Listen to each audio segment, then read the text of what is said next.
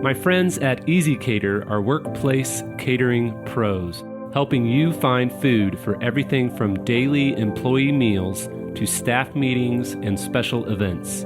Visit easycater.com/leaderassistant to find out more. Hi, I'm Emily Claver. My leadership quote is from Nelson Mandela. It's, "May your choices reflect your hopes, not your fears." The Leader Assistant podcast exists to encourage and challenge assistants to become confident, game-changing leader assistants.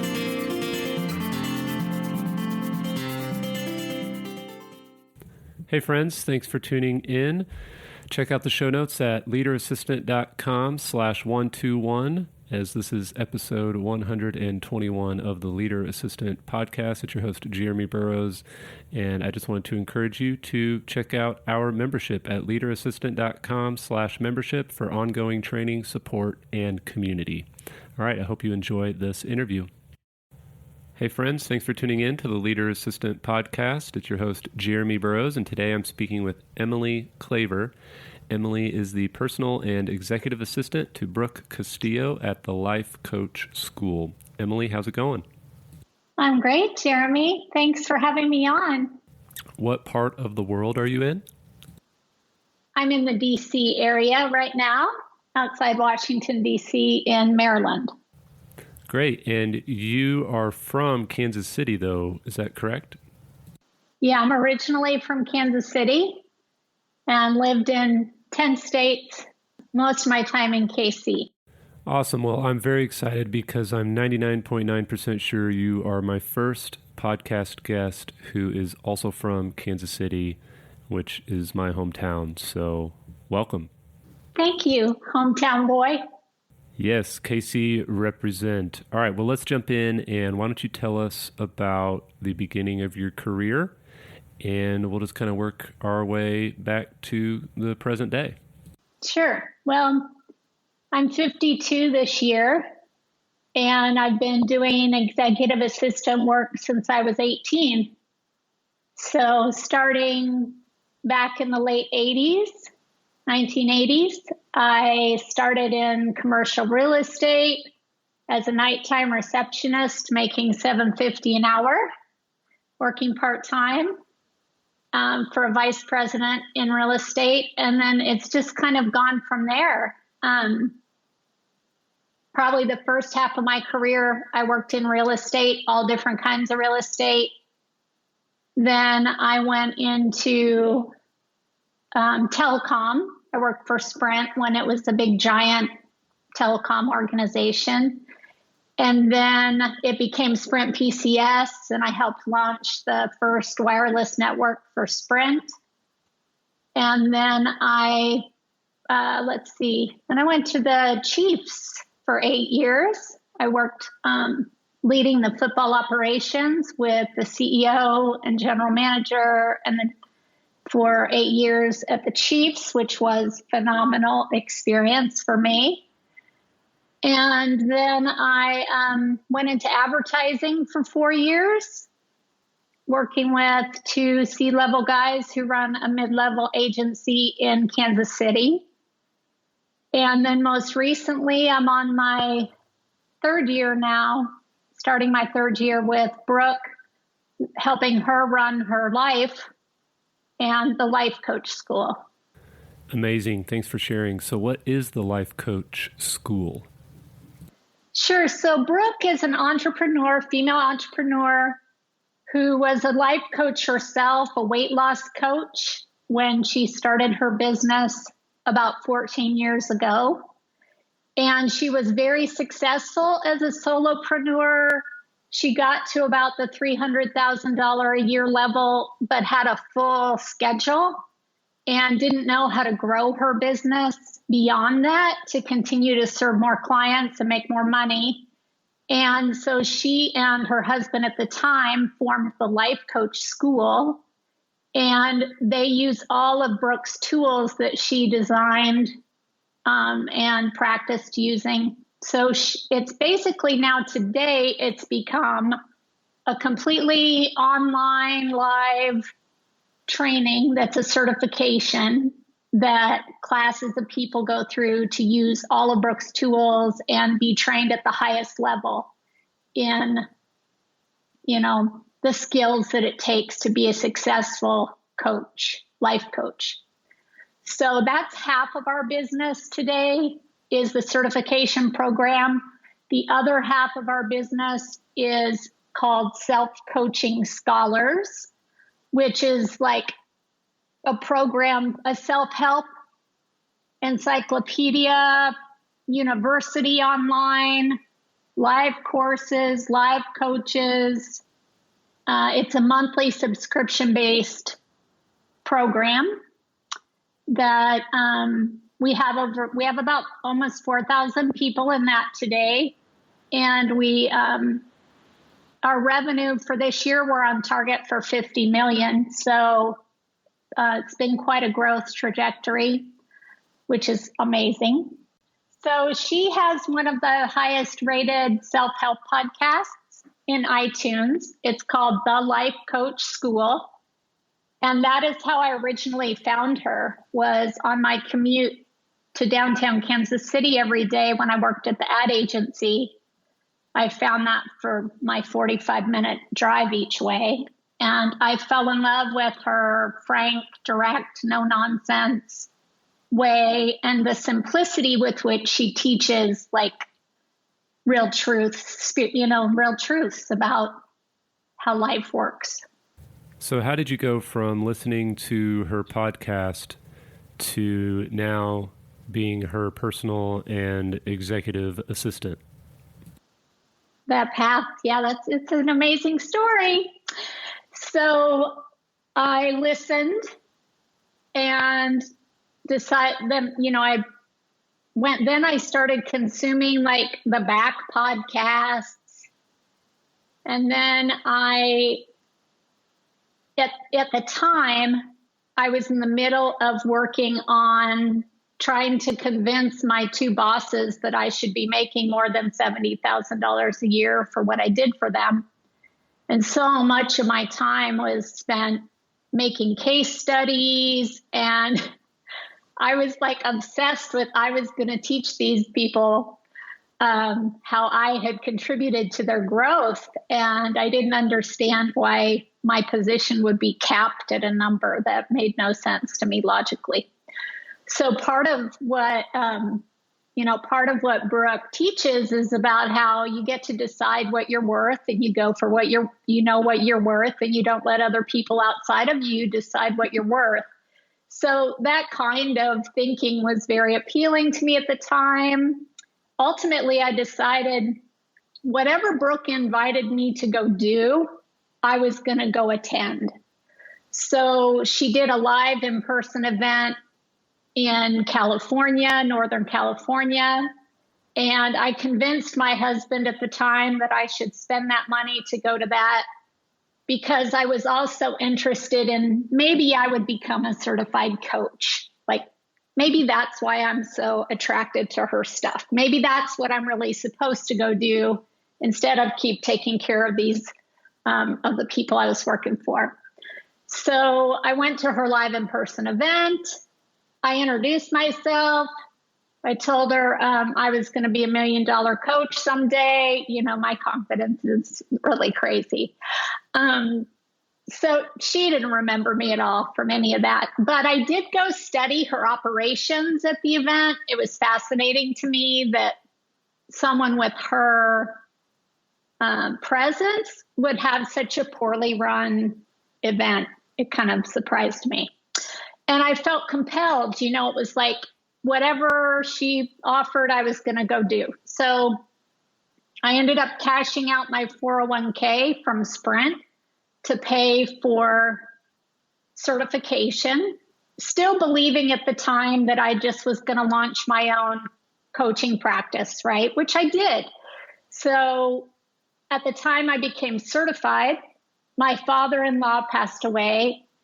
And my husband at the time offered graciously that his inheritance from the sale of that home could help support our life while I launched my business. So I became my own solopreneur thing. I quit supporting the C-level guys, and I worked from home for 10 months pre-COVID, trying to build a coaching practice, supporting executives and executive assistants. And so in the doing of that, so I became certified. That it was way more rigorous than I expected. It was hard. And I was very proud to come out of that certified, but I did not really have my niche and my messaging figured out yet. I didn't know really what I wanted to teach, who I wanted to talk to, but I did put that I was an executive assistance coach on everything that I put out. And some point in time, Brooke saw that. And then at about 10 months into me having my own business, she reached out to me and said, "Hey, I need an amazing executive assistant. Do you know of any, or do you know one, or do you know of anyone?" No. She said, "Can you help me? I need an amazing executive assistant. Can you help me?" And I thought, what on the earth does that mean, right? She was like a rock star to me at that point, right? Like I had no interaction with her really. So I slept on that, and I emailed her back and said, "Of course I can help you. Do you have a job description?" Still not knowing if she meant me or do I know someone? So she sent the job description and she sent the pay, her budget for the position over, and I about fell out of my chair because it was close to 3 times what I was making. And so, well, actually at that point in time, I was making $10,000 a year as a coach. So it was 200, it was a lot more than what I was making. And I had become really disheartened with like the realization that I didn't know who I was for marketing. Like I didn't know how to market myself as a coach. So I jumped at the opportunity. I sent her, I slept on it through the weekend, prayed about it, which is important to me. And then because I knew going all in with her would be quite the experience. Like she's a force. It was going to be an all-consuming endeavor. And I had been enjoying living at home for 10 months, putzing. So anyway, so that's how it happened. I emailed her back and I said, "I'm your girl. Yeah, I know who you need. It's me." Because the job description spoke exactly to what my strengths were. So it wasn't like it was even a leap. It was like it was written for me. So that's how it happened. She did a 3-month trial. So I was on trial for 3 months, not making what the position budgeted, but ultimately it paid off. At the end of my trial, she offered me more than what she had budgeted, which was a nice surprise. And she continues to reward my work financially, which is such a blessing and blows my mind. So let's talk about that for a second. Let's talk about pay for assistance. I know it comes up almost every day, someone asking about what the range is for an area where they're interviewing for a role, or the age-old debate of recruiters asking, what is your range for salary? What do you want to get paid? And the applicant asking the recruiter or the HR department, well, what's the range for the role? So what would you say, and how would you encourage people who are wrestling with this, again, age-old issue of salary for assistants and how to navigate that world? Yeah, it's unfortunately or fortunately, right? Like fortunately, it's panned out fortunate for me that we have a profession that you could make 35 grand a year, or you could make 300 grand a year. So what I did was I did my own resume review. I did my own audit of myself and my career and what I made. And I kind of mapped it out. And I tried to look at it objectively. So, I kind of went through a process of honestly trying to assess what my own value was that I believed that I brought. And I had to decide what is really my, so like most of us spend a lot of time thinking about what kind of boss we want to work for. Who do we want to take care of? We want to choose who we take care of, who we partner with. Their characteristics are very important. But we very rarely put in the time to look at what we are bringing them, like in the partnership. So I spent a lot of time getting clean about that for myself. What's my bottom number, right? What have I historically made? How much weight do I want to allow a potential employer to put on my historical pay? But then I think it's important too, like as you're talking about how you introduce that, it's like, I don't know why we think we need to argue with that certain positions are just going to pay a certain amount. So if you're not happy with that number, it's not your job. Like, you don't have to take it. Keep looking.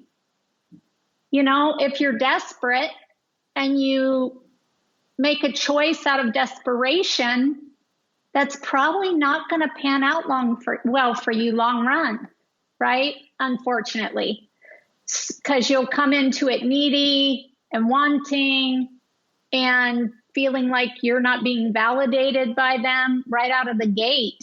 And you're not going to show up as the strongest leader and potential partner as you can be for that executive when you come into it in that, with that energy, right? I'm always opposed to giving a number, of course. That's like a rule of negotiation. You let the other party give a number first. But if I'm forced to, I'm going to go high, and I'm not going to give a specific number, and I'm going to tell them why I have to have it. And I'm going to be prepared that if they come back and say, whoa, you're way out of our range, I'm going to say, okay, good luck, bye. Yeah, and I know it's hard to leave a role when you have bills to pay and, you can't afford to be out of work for long. But, you mentioned earlier that at the life coach school, you guys have a handful of assistants who make over $100,000 a year. And I think that it's because it's a growing industry and they value the partnership and the business impact that assistants make. So if you're in an organization or an industry that doesn't value that, it's time to find an industry or an organization and an executive who does see the contribution that you make as an assistant, as an executive business partner, and get your role and pay there. Absolutely. Yeah. You have to get creative. It's okay. Like, if you're not finding it, like I had to decide to leave. I had to love leaving my ad agency because I wasn't going to convince those guys. It wasn't going to happen. Yeah. And I had to give up trying to convince them because I wasn't growing there by trying to force a situation. Yeah. So I had to look outside where I was. Absolutely. Okay, so I want to go back in time a little bit to your time with the Kansas City Chiefs because I have a special place in my heart for Kansas City and, of course, the Kansas City Chiefs. Go Chiefs. Yes. So how did you end up working with the Chiefs? Well, that's another story. You sure we have time for that? Give us the quick version. I'll try. Okay, so I was working for Sprint Corporate on executive row with Sprint Corporate for about 7 years. At the end of the 6th year, I thought I needed to be something more than an executive assistant to be successful in life. So I went for and got a corporate trainer job with Sprint. So like my 7th year of Sprint, I moved to Detroit, Michigan all alone and was a retail trainer for a year. And while there, I met and married my husband, and he lived in Idaho. So I moved to Idaho and quit Sprint because they didn't have a footprint there that I could make any money doing anything. And I started my job search up there, and it was not going to work. It was a teeny tiny town. Assistants still typed on typewriter. It was like not the kind of assistant role I was going to want there. So I was praying about it, and I was like, you know what? I'm going to have to move back to Kansas City to get a real job. I have to use my network. The fastest way for me to pay my bills was going to be to network with people that I knew. So I started reaching back out to Kansas City folks who I had worked with at Sprint.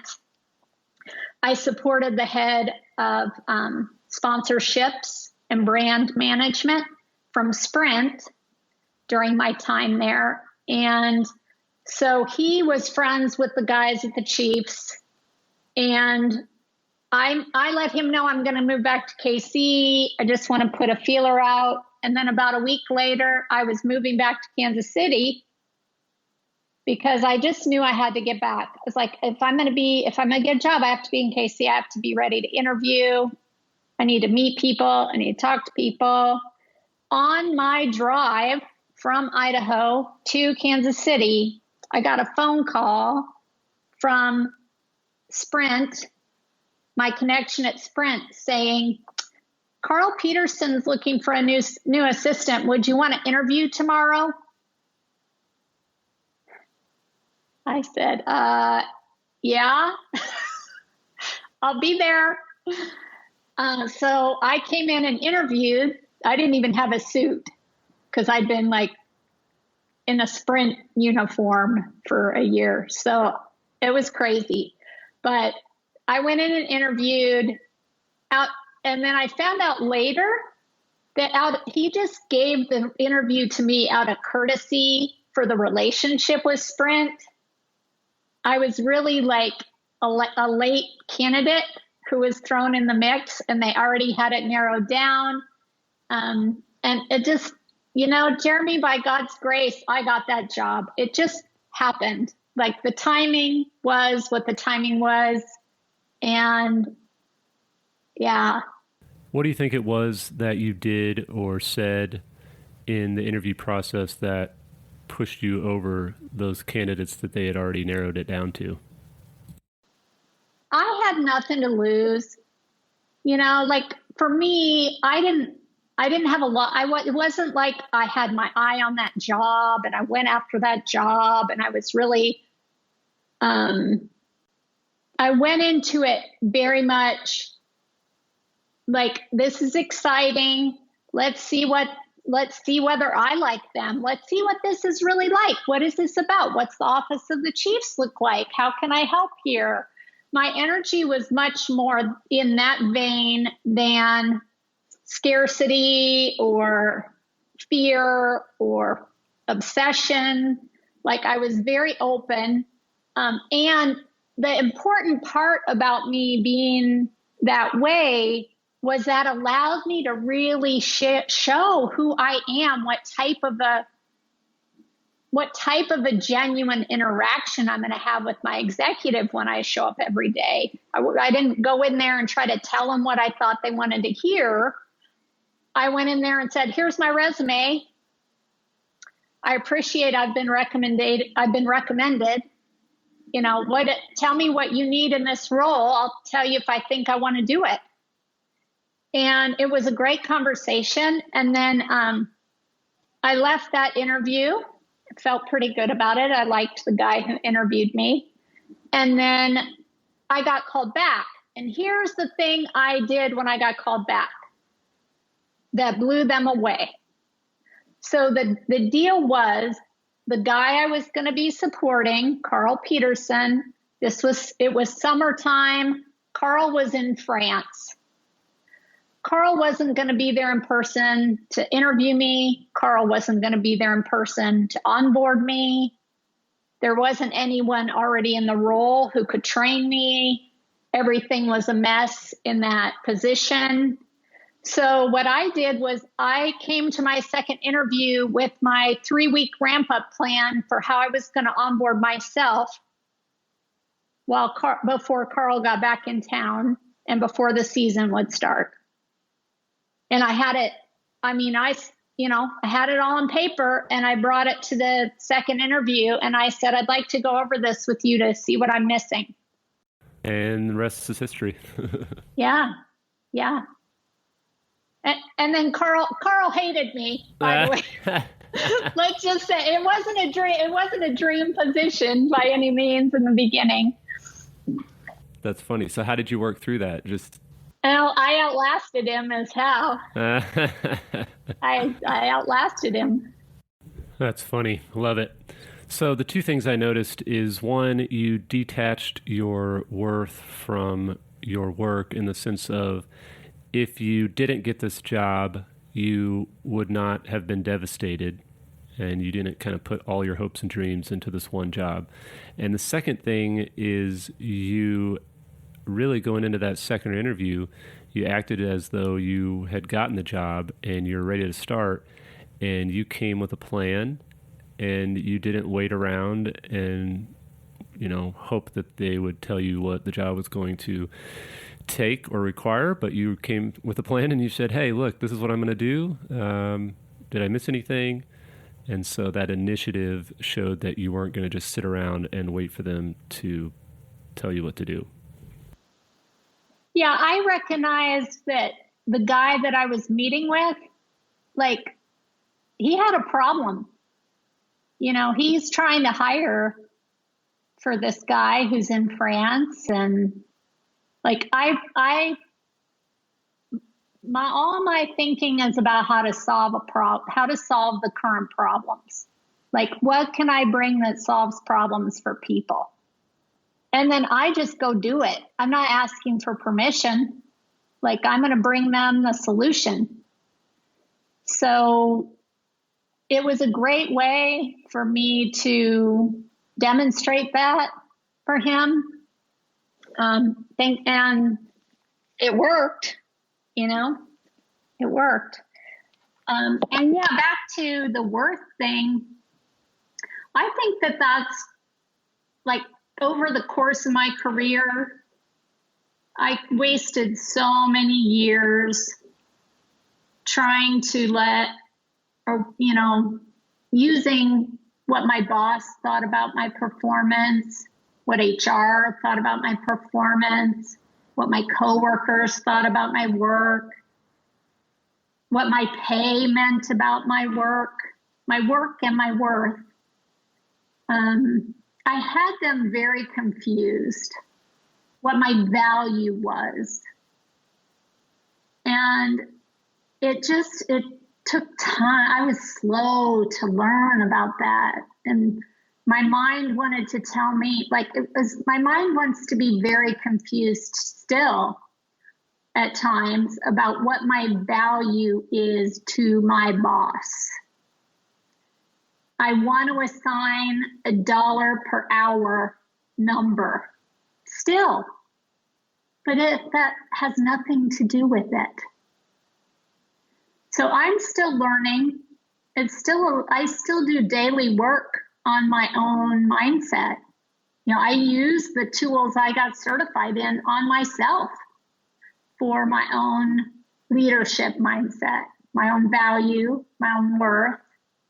And, for me, my work, my job, I have to keep reminding myself it's only one component of my whole life. I have to keep reprioritizing in my mind because I like to make it number one. I like to make my boss number one. I forget about my creator. I work obsessive hours. I don't do self-care, all this stuff, right? So it's an ongoing process for me. And that's what I love. That's what drew me to so much of what you put out, Jeremy, and the stuff you teach and talk about and create, because you speak to those topics so well. Well, thank you for saying that, and thank you for sharing your story and putting it so well yourself. So a couple quick questions to wrap things up. First off, are you working full-time remotely in your current role? I am. I would always be. I have always been. The organization was run remotely before the pandemic. Great. So what's your number one tip for working from home? Double monitors and an electric stand-up desk. It's totally a worthwhile investment. 100% agree. I have a manual sit-stand desk, so it's a little more work, but definitely a game changer. All right, my last question is, what makes an assistant a leader? Ownership. Ownership of every possible capacity that your boss is touching. Yeah, I could go on, but I know you want me to answer that one short. Yes, I appreciate it. Thank you again. That's very well said. We as assistants must take ownership if we really want to lead our executives well. So nice job. Emily, thank you so much for sharing your story. I will share the link to the Life Coach School podcast and then also your LinkedIn so people can reach out and say hi to you and connect. Absolutely. And then, take care. Best of luck to you. And hopefully the next time you're in Kansas City, we can connect. Sounds good. We'll get some barbecue. Sounds like a plan. Thanks so much. Thank you, Jeremy. Thanks so much for listening. Check out the show notes at leaderassistant.com/121. See you next time.